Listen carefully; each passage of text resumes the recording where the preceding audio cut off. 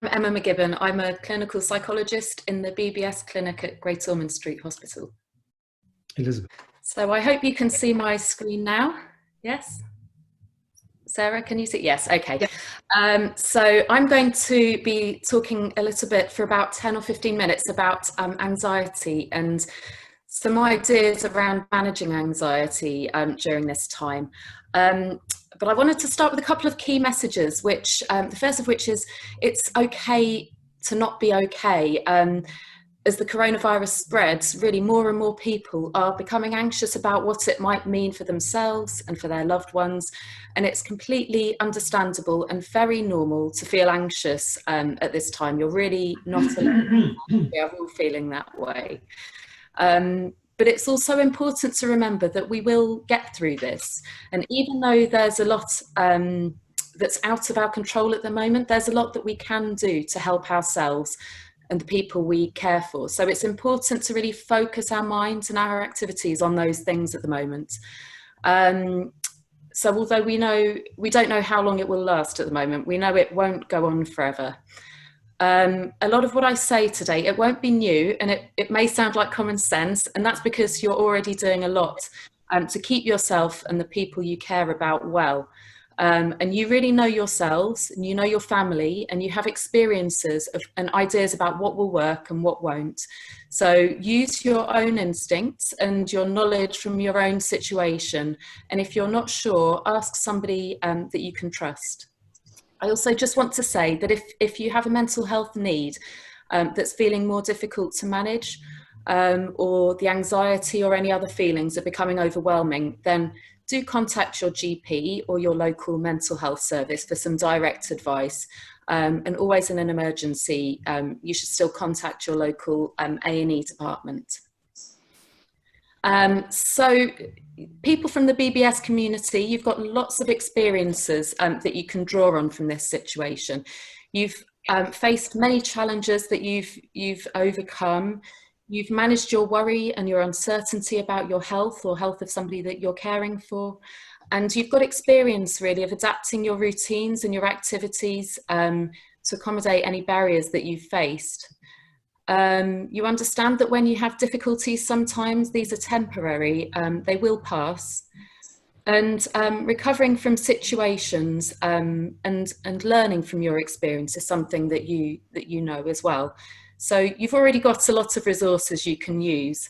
Today I'm going to talk a bit about anxiety, what it is, why we experience it, how you know if you're feeling anxious, and then what we can do about our anxiety for ourselves, for the children and young people we're looking after, and also thinking about additional needs that some people have, such as autism or learning disability or visual needs.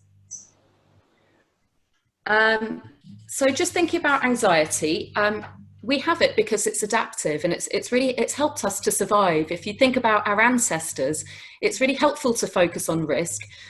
People who focused on risks have survived and they've passed their genes to us.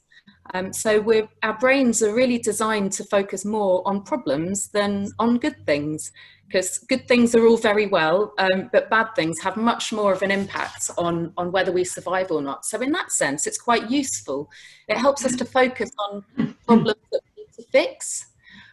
When we're stressed, our brains want us to be able to predict and consider the worst case scenarios so that we can prepare and protect ourselves. So it's really helpful when there's a way of problem solving the situation, but it isn't so great when there isn't a fixable solution. We're not very good at tolerating uncertain situations. Our brains really like predictability. So at the moment, it's okay to be anxious. And like I said, everybody is feeling more anxious at the moment. So how do you know if you're feeling anxious? It's more than just an emotion. It's got physical, it's got behavioural, and it's got cognitive components. And by that, I mean, it can affect how you're thinking. So if you think about physically, when we're feeling anxious, our body gets ready into the fight, flight, or freeze mode. So these are things that are designed to help us to really cope when we're facing a danger. So you might have a racing heart, you might feel shaky, you might have differences in your breathing or have a dry mouth. And these are all symptoms of anxiety. We might also have thoughts that are worrying to us as our brains try to solve the problems as we're focusing on them. So it's really important to recognise that we can sometimes mistake thoughts for facts. Our minds want us to really have explanations, and so when we can't find them, our brains sometimes fill in the gaps. And if anxiety has any say, then these explanations will usually be based on our biggest fears.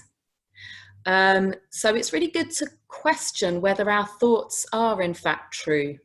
So it's good to stay grounded and get the facts instead of allowing our minds to make up the information for us. So you can find some really credible, reliable sources of information at the moment. So make sure you're looking at places such as the World Health Organization, the NHS, and government sites that you know you can trust the information from. You can also think about whether your thoughts are helpful or not. So you might have some really worrying ideas in your mind, such as, not being able to see an end to this, or having to clean everything that comes into your home 100%, or maybe thoughts that you might be forgotten, that there might not be anybody to help you. So it might be helpful just to question those and think about whether you're expecting the worst case scenario, or whether there might be some alternative explanations that might be more realistic. Think about whether you're trying to predict the future or reading other people's minds. And be kind to yourself. If a friend was in the same situation as you and they were sharing their worries with you, what would you say to them? How might you reason with them? So knowing about anxiety, what can we do for ourselves? So like I've mentioned, we like predictability, so work out things that you can control and the things that you can't. The most important thing that you can do at the moment is focus on what is in your control. It might be helpful to limit what and how much news you listen to and read or watch, and do things that you know help you to feel calmer. So that will be different from everybody, but you might try practicing some slow, deep breathing. You can do some online relaxation or online meditation, have a bath, do some housework, do some chores, do a puzzle, whatever it is that you find helps you to calm down. That's a good idea to do. You can also get your brain to try and process what's happening. So talk with other people about how you're feeling. You could write a diary or do a vlog or keep an audio diary to help you to work through what's going on in your mind. It's really helpful to make sure we're also looking after our bodies. So trying to continue eating healthy foods as much as you can. Keeping moving and keeping fit. If you can't go outside for a walk, there's lots of online resources at the moment. You can do something just in a small space in your living room to give you a small, a burst of energy. And you can include other people in them. You can get dance to music. But it's important to do enough activity to make sure that you feel tired at bedtime. So if you can, really stick to bedtimes and wake up times. Try to maintain a regular pattern of sleep, even if you're not getting up for your work or your usual activities. Set an alarm in the morning and don't ignore it. Make sure that you get up so that you're tired enough at bedtime to sleep. Okay, so thinking about what we can do for children. The more we're able to look after ourselves, the more we can look after our children. So it's really important to look after yourselves. Remember that children need a lot of play, and that's whatever that means for them. Playing with children, it can be a bit boring for adults, but it can be important to try and find something you can enjoy together and mix that in with your child's choices. And helping them learn ways to relax as well. You can do some slow breathing. You can use your hand as a prompt, so you can go up your finger, breathing out, breathing in, and then down your finger, breathing out. And you can go along your finger or your child's finger together to help them to learn how to slow down their breathing and really focus on that to help them to relax. You can listen to soothing music together. You can listen to audiobooks. There's lots of child-friendly activities on the internet at the moment. So look out whatever you think will work for you. It's also really important to give your child reassurance. Let them know that they're safe and that the government and you and the NHS are working really hard to keep them safe. And there's certain things they can do around staying at home and with hygiene, washing their hands. Sometimes children as well can spend a lot of time thinking and talking about coronavirus. And it might be quite useful for them as well to limit the amount of time they're spending and thinking about coronavirus. You could, if it's becoming overwhelming, you might want to have a coronavirus time that you have, maybe 5 minutes during the day, that you can say, we're going to think about coronavirus at that time, but at other times we're going to not do that. And so in your coronavirus, when it's not the coronavirus time, you can try and distract them by moving on to another activity. Also think about how much information your child needs to know, what's appropriate to their stage of development, how much they might understand, and tailor information for that. Sometimes children, especially on the autism spectrum, might ask some repetitive questions when they're anxious. And the advice around that really, when you continue to answer those questions, it can make people become more and more anxious. And so it can be helpful to answer the question once or twice and then let them know that you've answered that question and we're going to think about something else now. Also letting your child know that it's the government's decision to close schools and to do these restrictions. Sometimes children can find it easier to follow rules if they don't feel like it's you that's set the rules. So that can be a helpful strategy. For children on the autism spectrum, sometimes social stories can be useful to help explain homeschooling and help explain what's happening at the moment.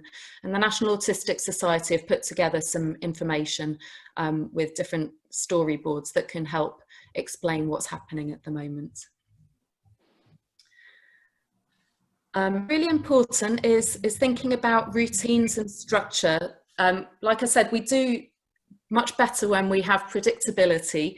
And so starting off the day with a new routine that's different from a weekend routine can be really helpful. So making sure you get up at the same time, eat your meals, getting dressed, and then plan what your day is going to be like. You might want to plan your meals and snacks into that routine as well, so that everybody's clear about when you're having those. To structure the day, it can be helpful to divide it into different chunks of time so that you have different activities at different times and having meal times and snack times in between that.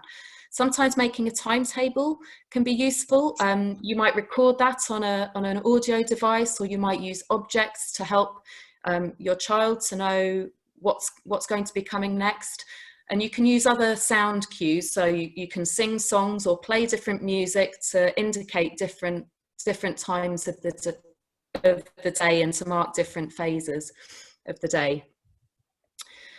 It's a good idea to have a balance of activities in each day, and you might think about different categories. So having some activities for enjoyment, so listening to the radio or a podcast or doing some online games. Having activities that are about achievement, so that might be schoolwork, it might be keeping your audio diary, it might be doing exercise, it might be doing some cleaning. And also making sure that you're having social connection as part of your day as well. So regular phone calls with friends and family that you schedule in, or interacting with your online communities. So if you or your child don't like to have a timetable, you might choose instead to have a choice of activities, and they can choose the order of them. Again, making sure that they've got a sense of control in what's happening for them as well. And they might like to tick off the activities as they go. And if you're a parent trying to homeschool your child, you know, make sure you remember that this isn't school, and you shouldn't try to do as much as would happen in school, but try to, you know, think about other opportunities for developing different life skills, such as cooking or cleaning or playing shops to learn about how money works, planning ahead. These are all skills that they can learn while they're at home. So making sure that you're building in movement and exercise, and using rewards charts and reward systems to follow to help keep children motivated.